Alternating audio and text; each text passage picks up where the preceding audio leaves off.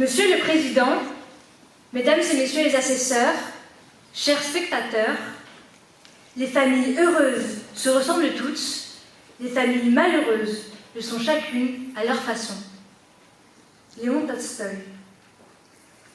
Il y a des familles où on se serre les coudes, où l'amour se transmet comme un héritage sans faute, où l'on protège, où l'on élève, où chaque étreinte, chaque mot, chaque rêve tisse un foyer, un abri, un serment, une lumière qui brille au fil des ans. Des familles où les parents construisent un toit de bienveillance, où chaque regard est empli de clémence, où l'on apprend à aimer avant de savoir parler, où l'affection est un droit. Et puis il y a les autres, ces maisons où l'amour n'est jamais apparu, où le silence hurle plus fort qu'un écueil, où les cœurs sont plus froids que l'hiver, où l'on trouve ni chaleur, ni lumière. Ces familles où l'on tombe au lieu d'être porté, où l'on brise au lieu de réparer, où l'on laisse au bord de la route, sans un regard, ce qu'on devait chérir, sans retard. Et c'est dans cette famille, dans cette seconde catégorie, que Marthe est née, où chaque jour sonnait comme une condamnation, un murmure de détresse, une malédiction. Elle n'a pas grandi sous l'ombre d'un foyer protecteur, non, mais sous la tyrannie d'un père sans cœur. Elle n'a pas été un enfant, mais un fardeau que l'on tolère sans jamais l'aimer, un fardeau que l'on supporte sans jamais l'aider. Tout ça parce qu'elle a eu la malédiction d'être née sous la joue du syndrome Lemoine. Cette maladie comme le témoin d'un passé sans loi, fruit des vers trop pleins des parents et des cœurs sans aimant. Et aujourd'hui, mesdames et messieurs, l'un de ces geôliers revient. Non pas pour s'excuser, mais pour réclamer. Non pas pour réparer, mais pour reprendre.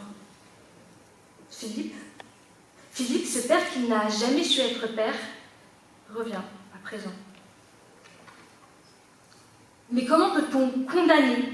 Comment peut-on réclamer ce qu'on n'a jamais donné? Comment prétendre en l'amour quand on a bâti un empire de froideur et de mépris? C'est comme demander un festin à celui qu'on a affamé toute sa vie. Mais Marthe a déjà tout payé. L'enfance volée, l'amour refusé, l'humiliation quotidienne maintenant gravée dans une mémoire qui ne peut s'effacer. Et pourtant, il faudrait encore s'acquitter d'une dette qu'elle n'a jamais contractée. Non, mesdames et messieurs, le droit n'est pas une arme pour les tyrans, il n'est pas un prétexte pour excuser l'injustice.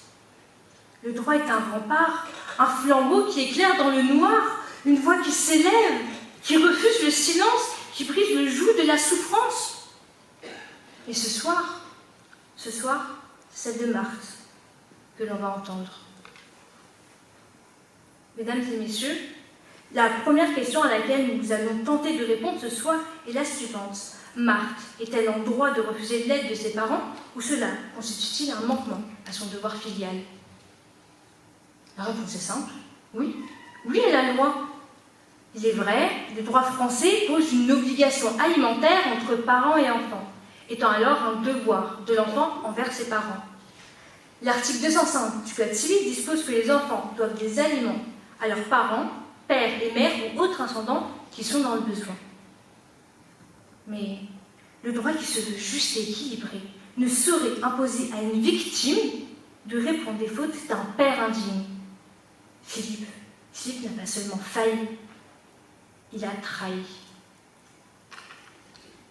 L'article 207 du Code civil, de ce fait, précise que cette obligation disparaît si les parents ont gravement failli à ses devoirs. Or, que voyons-nous ici? Un homme qui n'a pas seulement négligé son enfant, mais qui l'a méprisé. Un homme qui, pendant toute une vie, a fait de l'amour paternel une chimère inaccessible. Ce père-là ne mérite pas l'assistance qu'il réclame. Ce père-là a perdu par ses actes le droit de se prévaloir de la loi. La Cour d'appel de Paris l'a elle-même reconnu dans un arrêt du 30 mai 2013. Un parent indigne ne peut invoquer l'obligation alimentaire.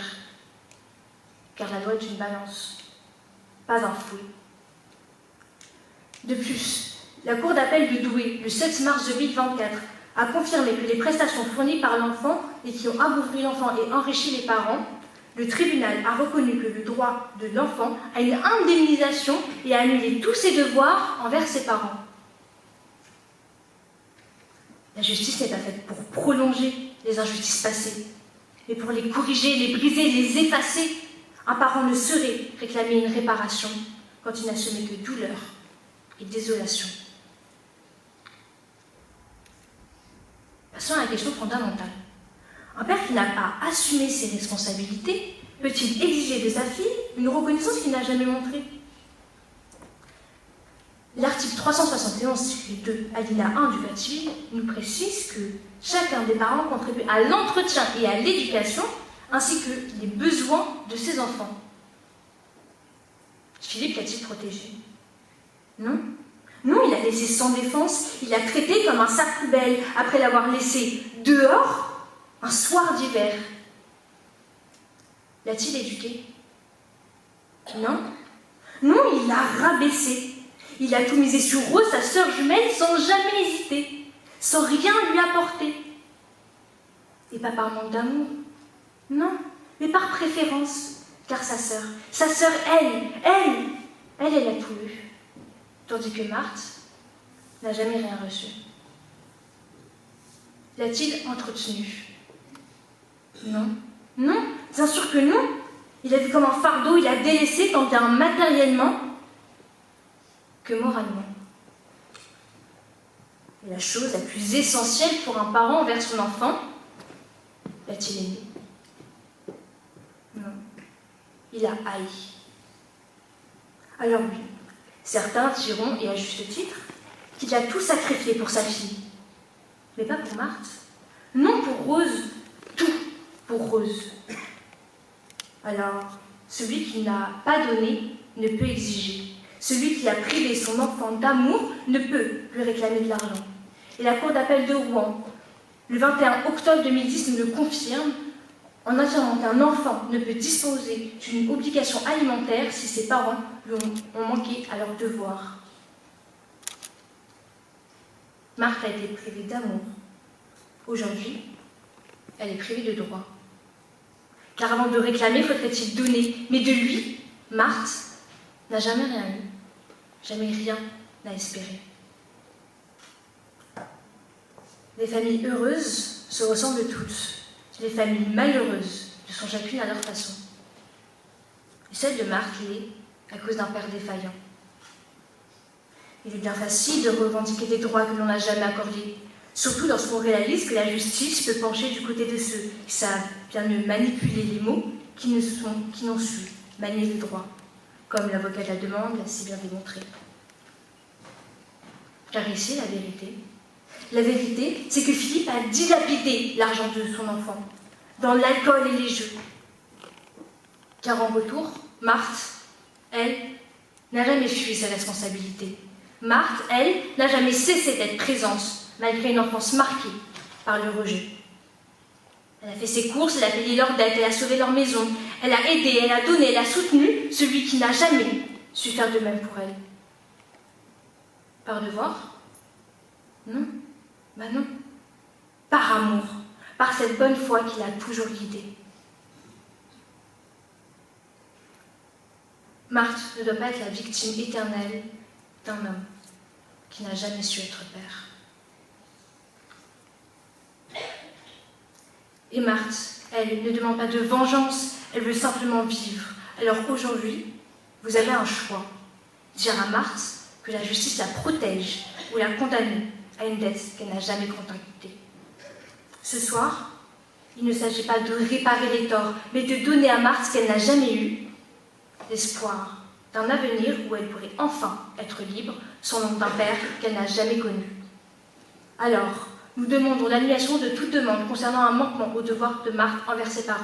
De plus, et sur le fondement de l'article 700 du Code de procédure civile, nous demandons que Philippe rembourse l'entièreté des frais contactés lors de ce procès, soit 5 000 €. Et souvenez-vous, les familles heureuses se ressemblent toutes. Les familles malheureuses le sont chacune à leur façon.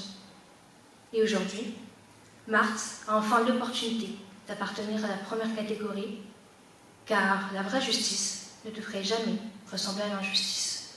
Merci.